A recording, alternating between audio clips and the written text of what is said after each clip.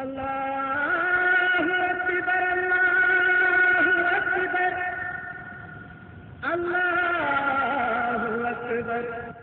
ഫിത്ർ സക്കാത്ത് 2012 മൊത്തം വരവ് 88,490 രൂപ. 490 രൂപ. ആ, മൊത്തം അരി വാങ്ങിയത് 3,394 കിലോ. 3,394 കിലോ. പിന്നെ വിതരണം ചെയ്ത കുടുംബം 907. 907. ബാങ്ക് കൊടുത്തിട്ട് 10 മിനിറ്റായി.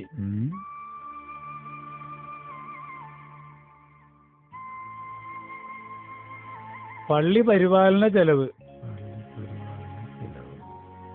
മൊത്തം 2,20,000 രൂപ. 2,20,000 രൂപ.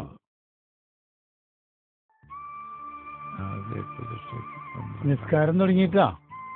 നിസ്കാര കമ്മിറ്റി അവിടെ വേറെയാണ്, മുസ്ലിംകാരും നാട്ടുകാരും. നമ്മ പള്ളി കമ്മിറ്റിക്കാരാണ്. ഒക്കെ വായിക്കേ. അപ്പൊ തേങ്ങ പള്ളുരുത്തിന്ന് 6,400 തേങ്ങ. പടച്ച തമ്പുരാനെ, കാലം പോയൊരു പോക്കേ. ഞാൻ നമസ്കരിച്ചില്ലെങ്കിൽ എന്താ ഉമ്മ കുഴപ്പം? വാപ്പ, ഞാൻ നമസ്കരിച്ചില്ലെങ്കിൽ എന്താ പ്രശ്നം എന്ന് നമ്മുടെ മക്കൾ വളരെ നിഷ്കളങ്കമായിട്ട് നമ്മോട് ചോദിക്കുമ്പോൾ എന്തായിരിക്കും നമ്മുടെ മറുപടി? മോനെ, നമസ്കരിച്ചില്ലെങ്കിലേ അള്ളാഹു നിന്നെ പിടിച്ച് നരകത്തിലിട്ട് കത്തിച്ചു കളയും. ഇങ്ങനെയല്ലേ പൊതുവെ നമ്മൾ മറുപടി പറയാം? ഇത് നമ്മൾ പൊതുവെ സ്വീകരിക്കുന്ന ഒരു കുറുക്കു വഴിയാണ്. കാരണം നമുക്ക് ജോലി തിരക്കുണ്ടാവും. മക്കളുടെ മുമ്പിൽ ഇത് വിശദീകരിച്ച് പറയാനൊന്നും നമുക്ക് സമയമില്ല. അപ്പോൾ പെട്ടെന്ന് കുട്ടിയെ പറഞ്ഞ് പേടിപ്പിച്ചിട്ട് എങ്ങനെയെങ്കിലും ഒന്ന് നിസ്കരിച്ച് കിട്ടിയാൽ മതിയായിരുന്നു എന്ന നിലക്ക് നാം മക്കളുടെ മേൽ നമസ്കാരം അടിച്ചേൽപ്പിക്കാൻ ശ്രമിക്കും.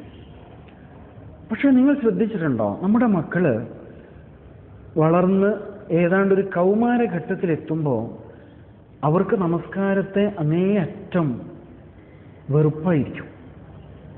ഒരു ബോറിംഗ് പരിപാടിയായിട്ടാണ് അവർക്ക് പലപ്പോഴും തോന്നുന്നത്. അതുകൊണ്ട് നമസ്കരിക്കാതെ നമസ്കരിച്ചു എന്ന് കള്ളം പറയാൻ അവർ പഠിക്കും. എവിടെയാ പ്രശ്നം? എന്തുകൊണ്ടാണ് നമ്മുടെ മക്കൾ നമസ്കാരത്തിൽ നിന്ന് പലപ്പോഴും അകന്നു പോകുന്നത്? നമ്മൾ തന്നെയാണ് യഥാർത്ഥത്തിൽ അതിൻ്റെ കാരണക്കാർ. ആലോചിച്ച് നോക്കൂ. ആ കുട്ടി അങ്ങനെ ചോദിച്ചപ്പോൾ യഥാർത്ഥത്തിൽ നമ്മൾ നൽകേണ്ടിയിരുന്ന മറുപടി എന്താ? അള്ളാഹു നിന്നെ പിടിച്ച് നരകത്തിലിടുന്ന് പറയുമ്പോൾ കുട്ടിയുടെ മനസ്സിൽ അള്ളാഹുവെക്കുറിച്ചുള്ള സങ്കല്പം തന്നെ മാറി. അള്ളാഹു ക്രൂരനായ ഭീകരനായ എന്തോ ഒന്നാണ്, എപ്പോഴും എന്നെ ശിക്ഷിക്കാൻ മാത്രം ഒരുങ്ങി നിൽക്കുന്നവൻ. പിന്നെ ഞാൻ എന്തിനാണ് അവന് വേണ്ടിയിട്ട് പ്രാർത്ഥിക്കുകയും നിസ്കരിക്കുകയും ചെയ്യുന്നത്? എന്തിനവനോട് പ്രാർത്ഥിക്കണം? ഇങ്ങനെ കുട്ടികൾക്ക് തോന്നില്ലേ? സ്വാഭാവികമാണ്. യഥാർത്ഥത്തിൽ ആരാണ് അല്ലാഹു? വഹുവൽ ഗഫൂറുൽ വദൂദ്. ഏറെ സ്നേഹിക്കുന്ന, അങ്ങേയറ്റം പൊറുക്കുന്നവനാണ് അല്ലാഹു. അൽ വദൂദ്, ഏറെ സ്നേഹമുള്ളവനാണ് അല്ലാഹു തആല. അങ്ങനെ തന്നെയാണ് അല്ലാഹുവെ പരിചയപ്പെടുത്തുന്നത്. അതുകൊണ്ട് അല്ലാഹുവിൽ വിശ്വാസമുള്ള ആളുകൾ വല്ലദീന ആമനു അശദ്ദു ഹുബ്ബൻ ലില്ലാഹ്, അല്ലാഹുവെ അതിരറ്റ് സ്നേഹിക്കുന്ന, അല്ലാഹുവോട് അതികഠിനമായ പ്രേമവായ്പ്, അനുരാഗാത്മകമായ ആത്മബന്ധം വെച്ച് പുലർത്തുന്ന ആളുകളായിരിക്കണം അവൻ്റെ അടിമകൾ. അല്ലാഹു പറയാൻ ഖുർആനിൽ അല്ലാഹുവിൻ്റെ ഒരു താക്കീതുണ്ട്. എങ്ങനെയാണെന്ന് അറിയാം? നിങ്ങൾ അല്ലാഹുവിൻ്റെ കൽപ്പന അനുസരിച്ച് ജീവിക്കുന്നില്ലെങ്കിൽ അല്ലാഹു തആല നിങ്ങളെ മാറ്റിയിട്ട് മറ്റൊരു സമൂഹത്തെ കൊണ്ടുവരും. എന്തായിരിക്കും അവരുടെ പ്രത്യേകത? അവർ അവനെ സ്നേഹിക്കും, അവൻ അവരെയും സ്നേഹിക്കും. കണ്ട, സ്നേഹമാണ് യഥാർത്ഥത്തിൽ അല്ലാഹുവെ പ്രാപിക്കുവാനുള്ള ഏറ്റവും നല്ല മാർഗം. കേവലമായ ഭയപ്പാടല്ല. കേവലമായ ഭയം അന്ധമായ ഭയമാണ്. അതൊരിക്കലും ശാശ്വതമായി നിലനിൽക്കുകയില്ല. മനസ്സിൻ്റെ ഉള്ളിൽ നിന്ന് ഉണ്ടാകുന്ന സ്നേഹമാണല്ലോ ശാശ്വതമാവുക. കുട്ടിയോട് ഇങ്ങനെ ഒന്ന് പറഞ്ഞു നോക്ക്, മോനെ, മോളെ, നിനക്കാരെ ഏറ്റവും ഇഷ്ടം? എനിക്ക് ഉമ്മാനെ ഇഷ്ടം. നിനക്കോ? എനിക്ക് വാപ്പയാണ് ഇഷ്ടം. ഇങ്ങനെ നമ്മുടെ മക്കൾ പറയാറില്ലേ?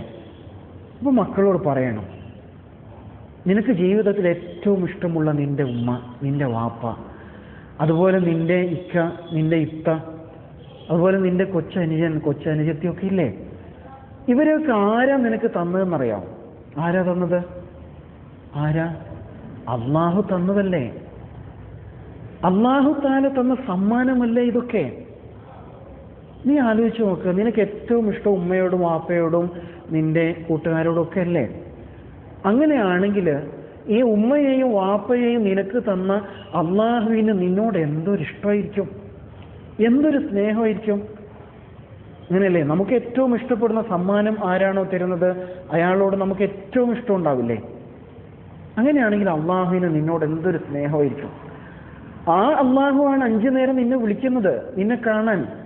ഹയ്യാലൽ ഫലാഹ്, ഹയ്യാലൽ ഫലാഹ്, നമസ്കാരത്തിലേക്ക് വാ, വിജയത്തിലേക്ക് വാ, സ്വർഗത്തിലേക്ക് വാ, ഞാൻ നിന്നെ ഒന്ന് കണ്ടോട്ടെ എന്ന നിലക്ക് അള്ളാഹു താല നിന്നെ വിളിക്കുന്നത്.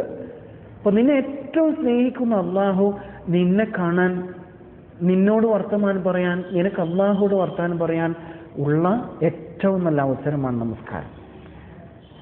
അപ്പോ അതുകൊണ്ട് തീർച്ചയായിട്ടും നിനക്ക് നമസ്കാരം ഇപ്പൊ ഇഷ്ടമാണോ വെറുപ്പാണോ എന്ന് കുട്ടിയോട് ചോദിക്കണം.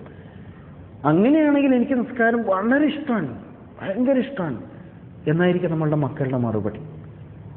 ഇങ്ങനെ വൈകാരികമായ തലത്തിൽ അള്ളാഹുവുമായുള്ള നമ്മുടെ ബന്ധത്തെ ഊട്ടിയുറപ്പിക്കുവാനുള്ള ഏറ്റവും നല്ല മാർഗമാണ് നമസ്കാരം.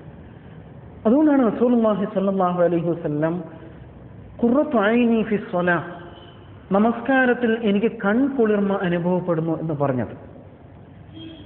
വിശ്വാസിയുടെ അള്ളാഹുവുമായുള്ള മുനാജാത്താണ്, സ്വകാര്യ സംഭാഷണമാണ് നമസ്കാരം എന്ന് പറഞ്ഞത് അതുകൊണ്ടാണ്.